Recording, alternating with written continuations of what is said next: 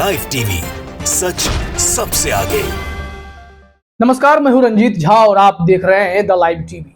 मुसलमानों के खिलाफ साजिश रचने वाले और उनसे नफरत करने वाले एक बार फिर से बेनकाब हो गए हैं। मामला उत्तर प्रदेश से जुड़ा हुआ है, जहां मुसलमान बाहुल्य इलाके में नफरत भड़काने की कोशिश की गई थी। दंगे भी भड़क सकते थे।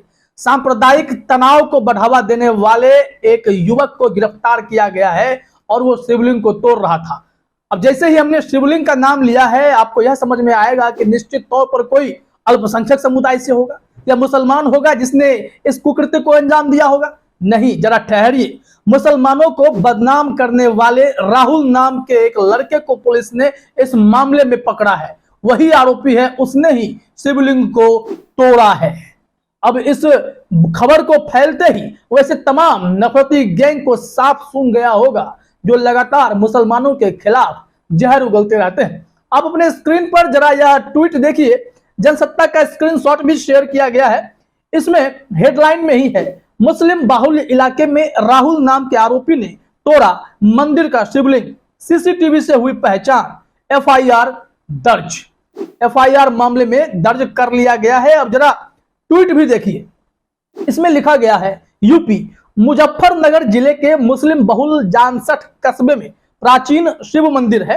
राहुल ने मुसलमानों के खिलाफ साजिश के तहत शिवलिंग को तोड़ा ताकि इसका ठीकरा मुसलमानों पर फोड़ा जा सके, लेकिन सीसीटीवी का कोई धर्म नहीं होता, इसलिए राहुल पकड़ा गया। योगी बाबा, यूएपीए लगेगा, बुलडोजर चलेगा, ये सवाल लोगों ने पूछने शुरू किए हैं कि बताइए जरा, जो लोग मुसलमानों से नफरत करने के चक्कर में इस तरीके के सांप्रदायिक सौहार्द को बिगाड़ने की कोशिश करते हैं। मुस्लिम बहुल इलाके में प्राचीन शिव मंदिर है, जो अब तक कुछ नहीं हुआ, उसके शिवलिंग को तोड़ दिया गया और आरोप मुसलमानों के ऊपर लगने वाले थे। लेकिन भला हो सीसीटीवी का जो झूठ नहीं बोलता, उसमें जो युवक देखा गया इस कुकृत्य को करते हुए, वो हिंदू खुद था।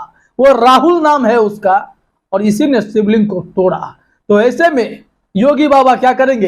हिंदुत्व के ठेकेदार बनने में तो उनकी सरकार भी पीछे नहीं है। ऐसे में क्या शिवलिंग तोड़ने वालों के घर पर बुलडोजर चलाएंगे?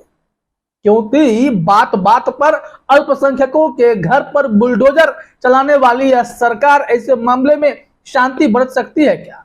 इंतजार तो करना पड़ेगा कि राहुल के ऊपर कितना बड़ा एक्शन होता है, क्योंकि मामला धर्म से ही जुड़ा हुआ है।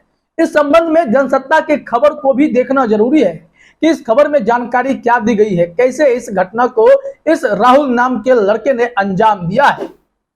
जनसत्ता ने जानकारी दी है कि उत्तर प्रदेश के मुजफ्फरनगर में शनिवार को मंदिर का शिवलिंग तोड़ने की घटना सामने आई। पुलिस ने इस मामले में आरोपी व्यक्ति को अरेस्ट कर लिया है। घटना जिले के जानसठ कस्बे के प्राचीन महादेव मंदिर की है। जानसठ के थाना प्रभारी विश्वजीत सिंह ने मीडिया से बात करते हुए जानकारी दी है कि पुलिस ने इस संबंध में मामला दर्ज करते हुए एक आरोपी को गिरफ्तार किया है और उसका नाम राहुल है। सबसे बड़ी बात यह है कि वह हथौड़े लेकर गया था उसे तोड़ने के लिए। आखिर क्यों भाई? भगवान से इस तरीके की नफरत क्यों?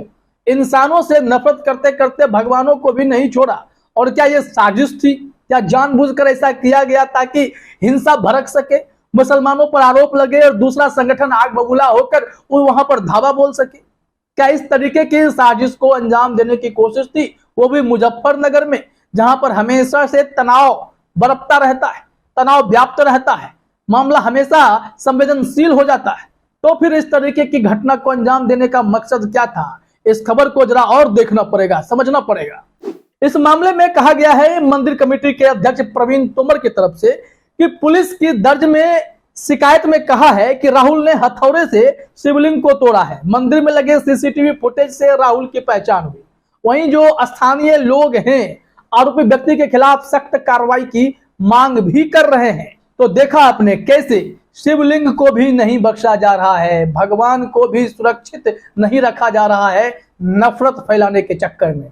अब तो राहुल सच उगले कि किसने इसे उकसाया था। वो हथौड़े लेकर मंदिर तक पहुंच गया और शिवलिंग को तोड़ने के लिए पहुंच गया, जबकि वह इलाका संवेदनशील है, मुस्लिम बाहुल्य क्षेत्र है, और वहां पर अगर किसी हिंदू की आस्था के साथ खिलवाड़ होगा तो जाहिर तौर पर शक की बुनियाद जो है वो मुसलमानों पर चली जाएगी।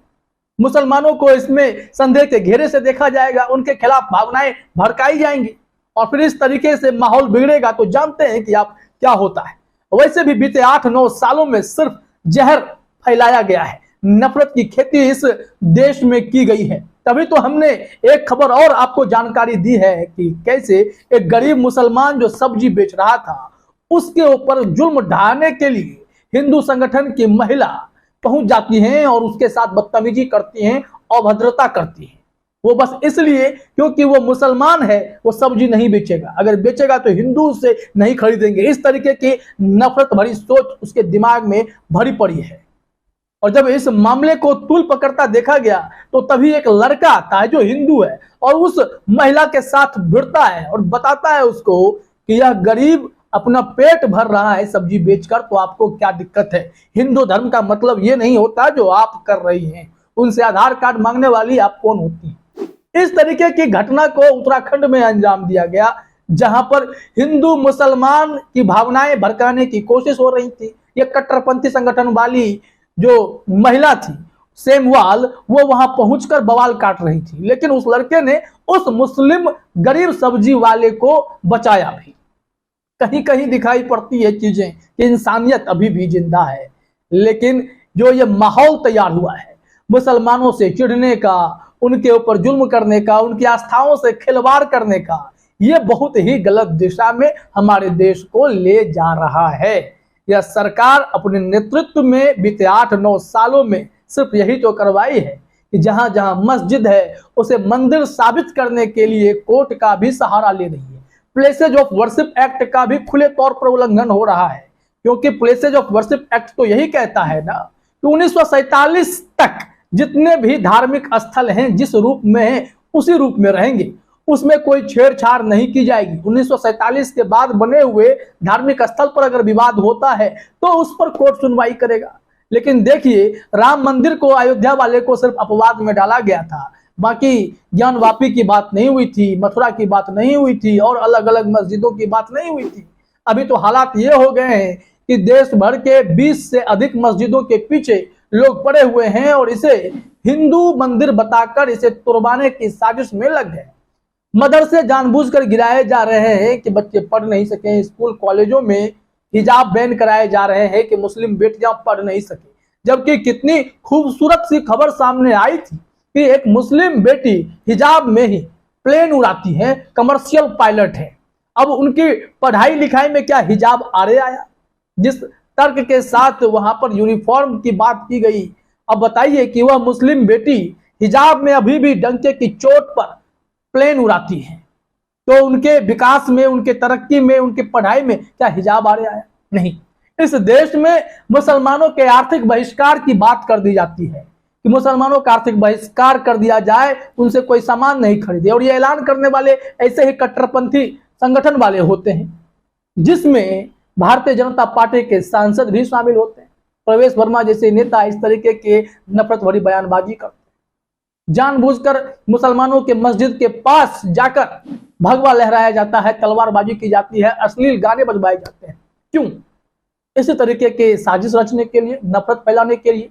जैसा कि यूपी के मुजफ्फरनगर में यह घटना देखी गई, शिवलिंग को किसी हिंदू ने तोड़ा और आरोप मुसलमानों पर मढ़ा जाता, सांप्रदायिक तनाव भड़काया जाता, हिंसा करवाई जाती। लेकिन सही समय पे सीसीटीवी ने उस शख्स को पहचान लिया, क्योंकि आईने और कैमरे झूठ थोड़े ना बोलेंगे। अब देखिए, सारी चीजें स्पष्ट हो गई हैं और नफरत फैलाने वाला इस बार भी हिंदू ही निकला है। फिलहाल इस वीडियो में इतना ही। आप सभी का हमसे जुड़ने के लिए बहुत बहुत धन्यवाद। द लाइव टीवी, सच सबसे आगे।